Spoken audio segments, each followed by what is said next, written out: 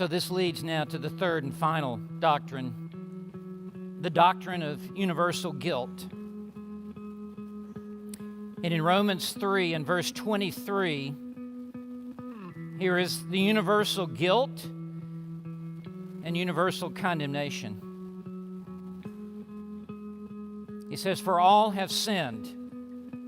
It means every person in every place, in every generation have sinned. It's in the aorist tense. It's translated as in the past, meaning throughout the entirety of your entire life, everything leading up to this moment, you have sinned. The word sin means to miss the mark, to err, to go wrong, to wander from the path.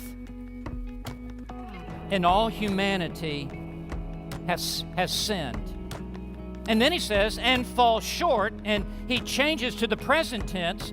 Not only have you sinned throughout the entirety of your life from the moment you came out of your mother's womb, but you continue to sin in the present, and you now fall short of the glory of God. And here are the scales, and your entire life is put into one dish of these scales. Every thought, every deed, every word, every action, every reaction, the entirety of your life's record, every sin, every transgression, every iniquity is placed in this dish, and you are weighed in the balances, and on the other side of the scales, in the other dish, is not the average morality of the culture.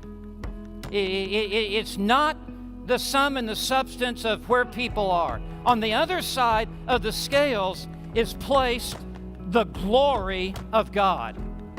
The sum and the substance of all that God is, His holiness, His righteousness, the fullness of the eternal being of God, His intrinsic glory is placed on the other side of the scales, and our entire life is placed on the other side of the scales.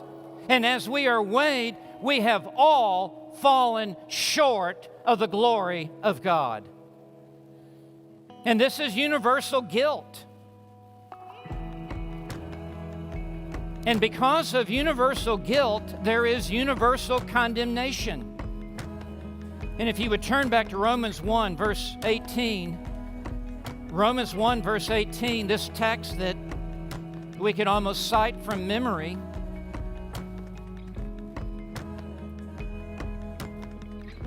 Paul writes, for the wrath of God. Stop right there. The word wrath is a Greek word, orge, that comes into the English language as orgy. Orgy is used in the negative sense of heated sexual passions, heavy breathing in erotic parties. But here, orge is used in the positive sense of God's heated anger against sin. That God is not a stoic sovereign. That God is not mildly indifferent to the transgressions of the human race. But the fierce, fiery, blazing, passionate anger of God is revealed from heaven against all ungodliness, that is, godless attitudes, and unrighteousness, that is, godless actions.